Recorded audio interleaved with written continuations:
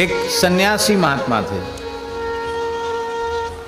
बड़े उच्च कोटि के योगी थे, तपस्वी थे। उनका नाम था श्री स्वामी पर्वतपुरी जी महाराज। उत्तराखंड के बड़े तपस्वी थे। अनेकों सिद्धियां उन्होंने योग से, तप से प्राप्त की थी और उन सिद्धियों का अहंकार भी उनको था। जब उन्होंने स्वामी श्री हरिदास जी के बारे में श्रवण किया तो उनके मन में आया कि मैं चलकर परीक्षा लूं कि वे महान रसिक हैं, कैसे रसिक हैं, रसिक होते क्या हैं, दर्शन करना चाहिए चल करके।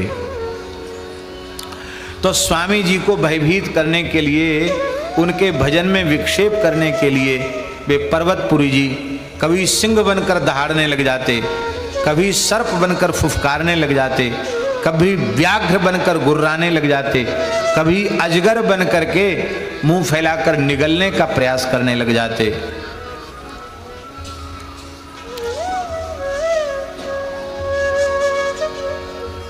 इन सब कौतुकों को देख करके स्वामी श्री हरिदास जी के नेत्र सजल हो गए।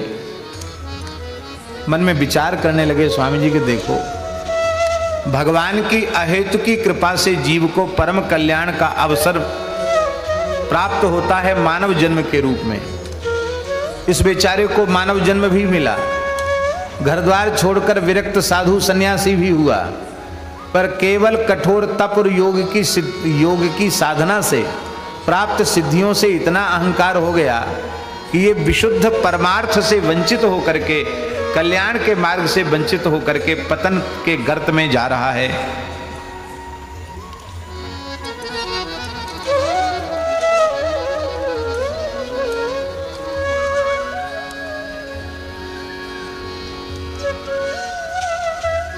कितने दुर्भाग्य की बात है।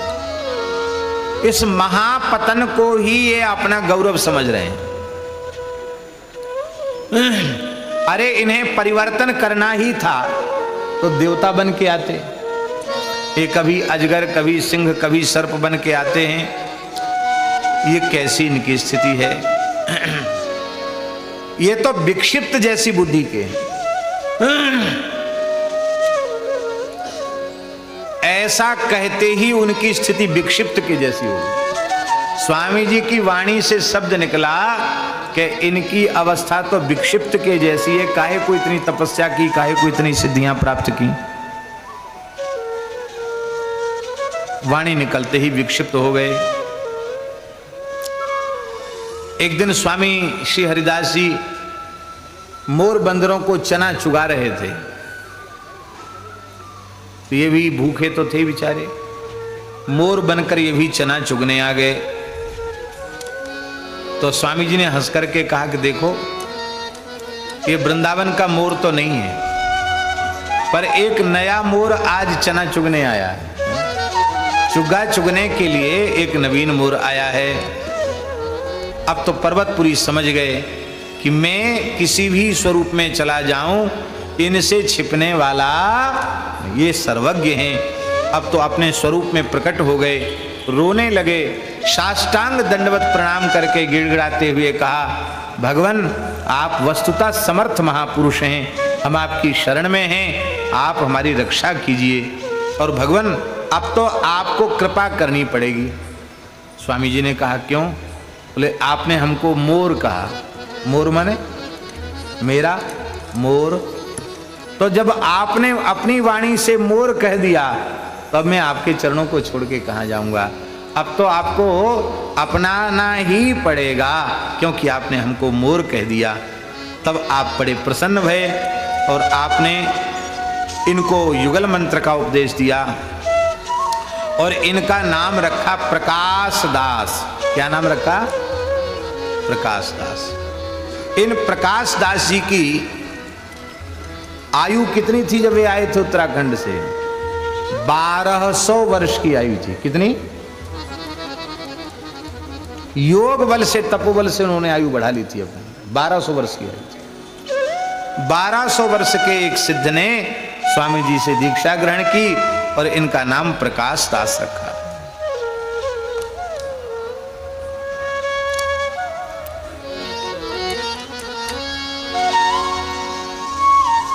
श्री स्वामी आसुधीर देव जी महाराज जो स्वामी श्री हरिदास जी के पूज्य गुरुदेव,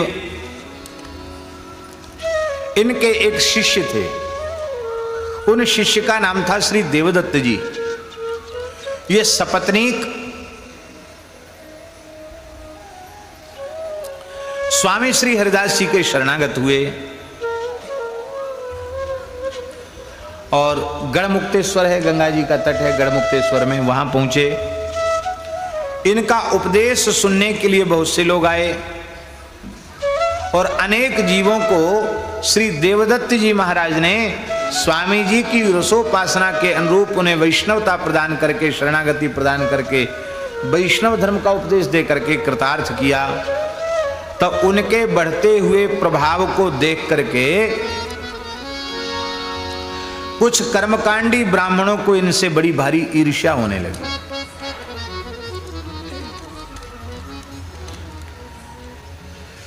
वो दल के दल बांध करके इनसे शास्त्रार्थ करने आ गए।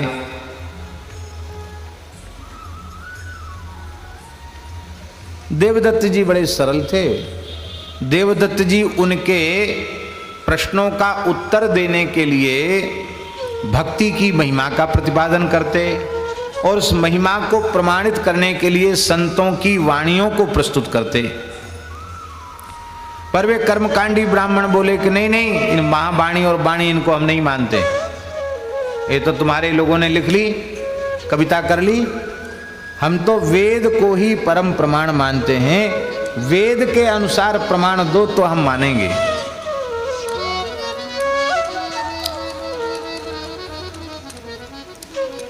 तब आपने मन ही मन समर्थ सद्गुरुदेव श्री स्वामी आसुधीर देव जी का स्मरण किया और आसुधीर देव जी महाराज का जब स्मरण किया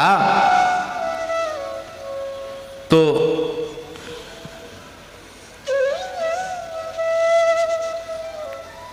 श्री स्वामी आसुधीर देव जी महाराज तत्काल गढ़मुक्तेश्वर में प्रकट हो गए। बोलो श्री स्वामी आसुधीर देव जी महाराज की जय। यद्यपि श्री स्वामी आसुधीर देव जी शास्त्रार्थ में उन सब ब्राह्मणों को निरुत्तर कर सकते थे, लेकिन उन्होंने विचार किया कि देवर्षि नारद जी ने नारद भक्ति सूत्र में कहा है, वादो नावलंब्या, वैष्णव को वाद विवाद में नहीं पड़ना चाहिए, शास्त्रार्थ के प्रपंच में नहीं पड़ना चाहिए। अरे जिस ब्राह्मण को हम शास्त्रार्थ में पराजित करेंगे उसे अपमान का अनुभव होगा। तो वैष्णव किसी का तिरस्कार अपमान थोड़ी करता है, ब्राह्मण का अपमान ही ब्रह्महत्या है, ठीक नहीं। तो इनसे शास्त्रार्थ भी न करना पड़े और ये सब परम वैष्णव भी हो जाए, ऐसा विचार करके श्री स्वामी आसुधीर देव जी ने कहा कि देखो, आप कहते हैं कि देवदत्त जी जो कुछ कहते हैं ये संत वाणी प्रमाण नहीं है, और ये कहते हैं कि नहीं, संतों की वाणी सब वेदादि शास्त्रों के अनुकूल है, इसलिए वो परम प्रमाण है, उसमें अप्रमाण है ऐसी शंका नहीं करनी चाहिए। तो चलो ठीक है, गंगा महारानी स्वयं प्रकट होकर जिसके हाथ से प्रत्यक्ष पूजा ग्रहण करेंगी उसी का मत श्रेष्ठ माना जाएगा, उसी का मत श्रेष्ठ मत माना जाएगा। गंगा जी स्वयं प्रकट होकर पूजा ग्रहण करें। ब्राह्मणों ने सोचा कि अब तो गंगा जी को अब यदि हमारी महिमा बढ़ानी है तो पूजा स्वीकार करनी पड़ेगी। वो बेचारे ऋग्वेदियों ने ऋग्वेद पाठ किया, यजुर्वेदियों ने यजुर्वेद का पाठ किया, सामवेदियों ने गा गा करके हा हुआ, खूब गा गा करके सामवेद का पाठ किया, अथर्वेदियों ने अथर्वेद का पाठ किया, घन पाठ किया, जटा पाठ किया, सब तरह के पाठ किए। गंगा जी बिचारी प्रकट ही नहीं हुई।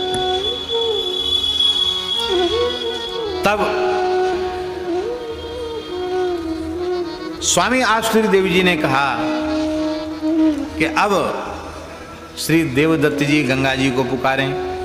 जैसे ही देवदत्त जी ने गंगा जी को पुकारा तो उसी समय महाराज गंगा जी प्रकट हो गई और गंगा जी ने प्रकट होकर के सेवा ग्रहण की और उन ब्राह्मणों से स्पष्ट वाणी में कहा कि वैष्णव